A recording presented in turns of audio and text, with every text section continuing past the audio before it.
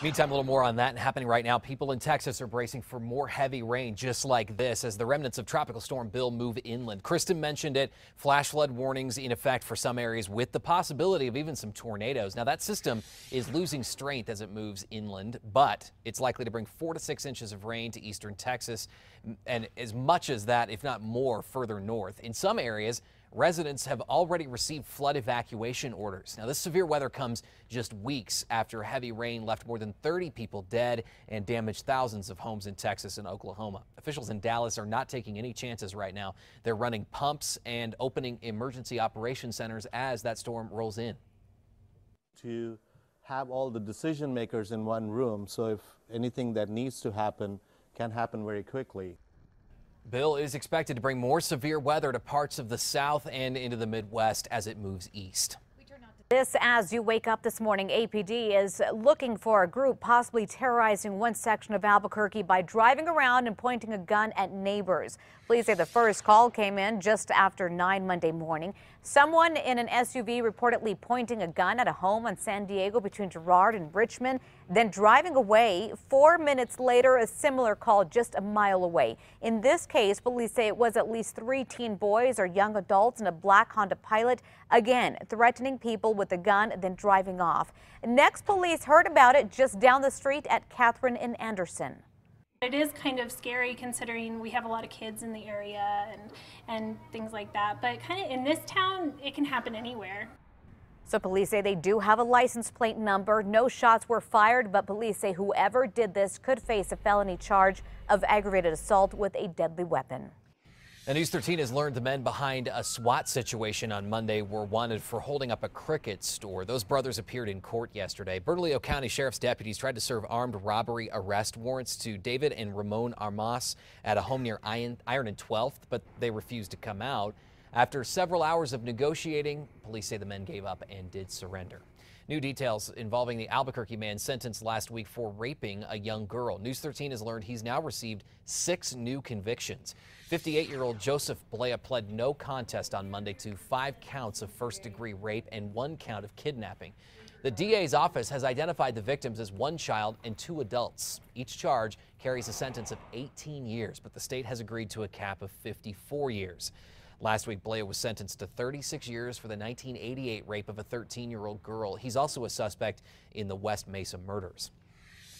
APD says it needs your help finding this missing girl today. Family of 12-year-old Cristina Urquidez discovered that she wasn't in her room on Monday. Police say she may have left with a man and could be in danger.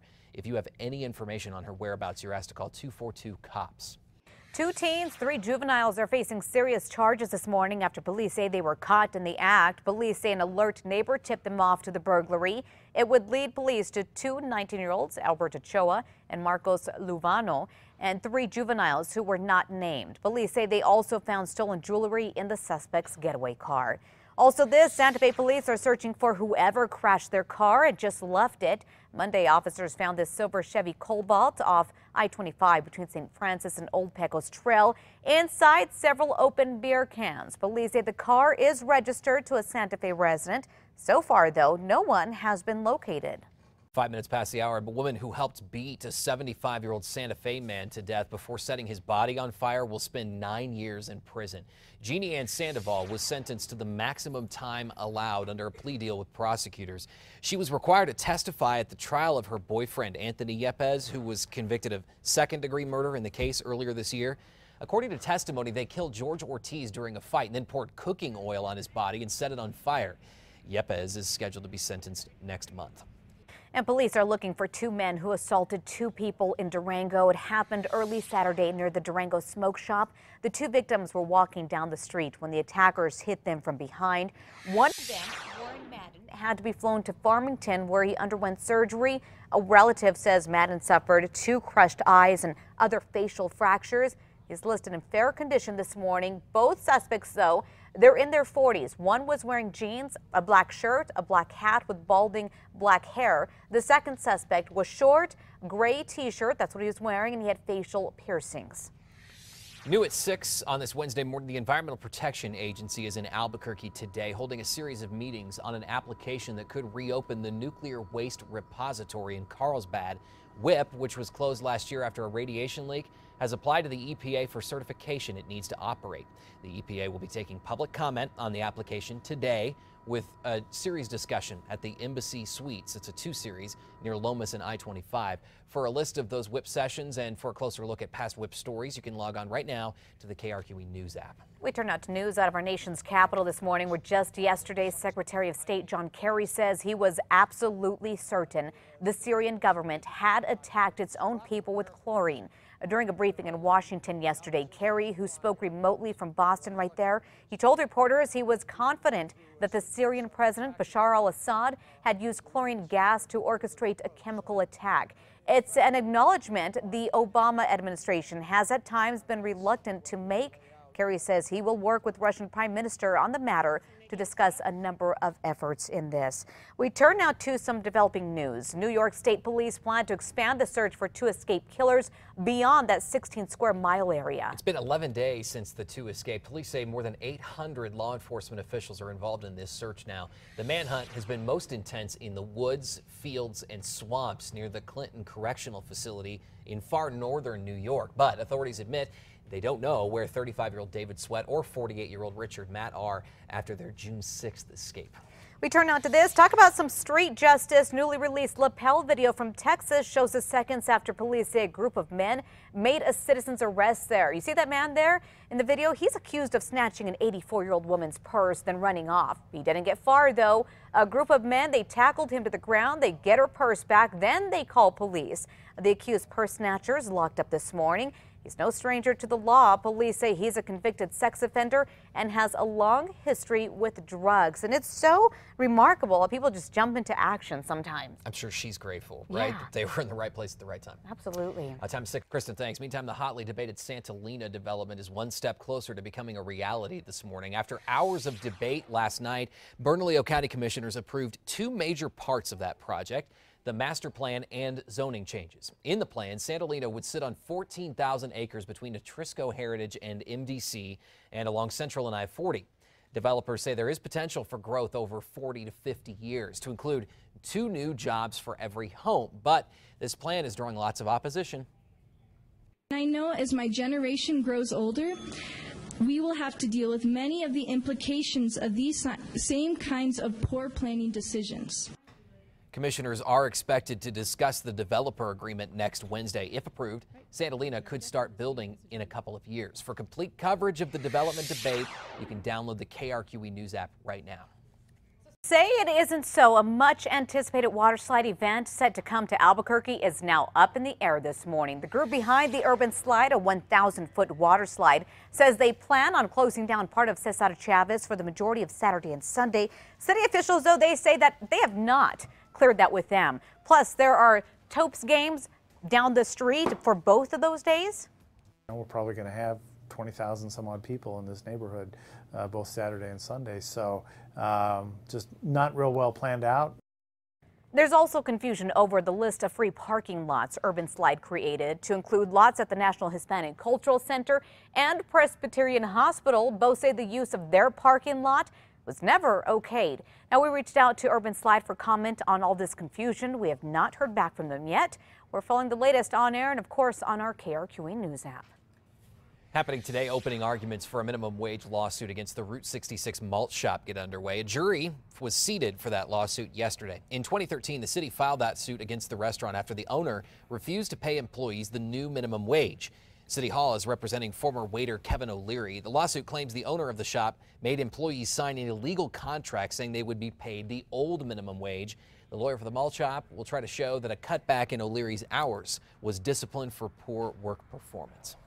Developing now, the woman accused of lying about her race made media rounds yesterday. A lot of people are talking about it, too. In a few recent TV interviews, Rachel Dolezal opened up about her controversial ethnic identity. Identify as black. So Dolezal resigned as the head of the NAACP Spokane chapter Monday. She says she does identify as black, but admits her biological parents are white. But she also said a black man is her dad. She said that in the past. Dolezal's actual father, Larry Dolezal, reacted to this on CNN Tonight. That's tough. It hurts deeply.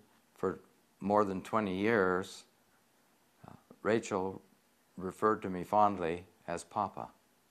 That makes it even hurt more. And her mother, Ruth Ann Dolezal, says they're concerned she's not being rational and not being honest with herself and with others. 6:35 and happening today, the APD officer fired for not turning on his lapel camera is expected to continue a hearing. Jeremy Deere is accused of not recording the deadly shooting of Mary Hawks. Deere says that his camera malfunctioned. He was later fired for insubordination and lying, but Deere claims that APD made him a scapegoat, claiming he showed a pattern of not turning on his lapel camera. At a court hearing earlier this year, the city did not want cameras rolling. That meeting was postponed and is scheduled to reconvene later today. A judge rules the man accused of killing 3 only needs $10,000 to get out of jail. Nicholas Ortiz was back in court to discuss bail. Ortiz is accused of killing a family of 3, Lloyd, Dixie, and their son Stephen Ortiz in their El Rancho home just north of Santa Fe in 2011. Police say Ortiz, who is not related to the victims, committed the crime so he could still cash in marijuana. After his arrest in February, he was placed on a no-bond hold.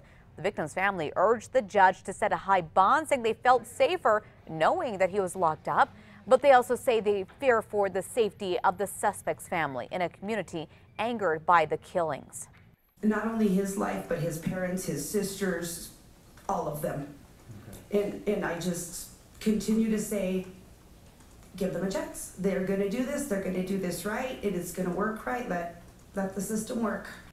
So the judge set Ortiz's bond at $100,000 cash or surety, which means he needs only 10% to bond out. At last check, he was still in jail. Lobo fans this morning, they are mourning the loss of former Lobo player Darryl McGee. McGee died Saturday due to complications from a severe stroke he had 3 years ago. He was only 47 years old. Well, at UNM, he started 3 years as a point guard for the Lobos, and during that time in the late 80s, he averaged 5 assists per game. McGee's funeral is set for Saturday in Texas. The family has set up a GoFundMe account. We have all that information on our KRQE News app. Live look now over Washington, D.C. this morning, where the list of presidential hopefuls continues to grow. Adding to the GOP field right now, Donald Trump. The business mogul announced his presidential candidacy yesterday. Trump took the stage to make his big announcement, and also with the song Rockin' in the Free World by Neil Young. That has the singer upset. Turns out he is supporting another candidate on the other side, Democratic Senator Bernie Sanders. Sanders is of Vermont, and Young's manager says he's reached out to Trump's camp and requested that it stop using this song in any campaign events. And so it begins, right? Right. And meanwhile, authorities in California are still trying to figure out what caused a tragic balcony collapse that killed several people there. The incident happened early Tuesday at an apartment complex not far from UC Berkeley, where a group of mostly visiting Irish college students were throwing a party. A Florida mother is in some big legal trouble after police say she was drunk when she flew off the road and into the water, having rescuers search the car for her kids who were never inside in the first place. Video captured this mother clinging to the wall as officers arrived. Police say the woman was so drunk she didn't know where she was, but she told officers that her kids were inside that vehicle. Police would later find them at home asleep, and she now faces several child neglect charges. And take a look at the video here. There were some very scary moments Monday night for firefighters fleeing the Cart Street fire in Alaska. The fire has now grown to 2,000 acres and has spread into a nearby National Wildlife Refuge. Firefighters have not been able to contain this massive blaze. As you can see from the video, the flames, they got so bad, the firefighters there, they actually had to take off, just ditching everything behind. That's very terrifying. And knowing that they have not actually contained this is only, growing concerns for residents that live nearby. Yeah, it's proof that these guys put themselves in the line of, and women put themselves in the line of danger.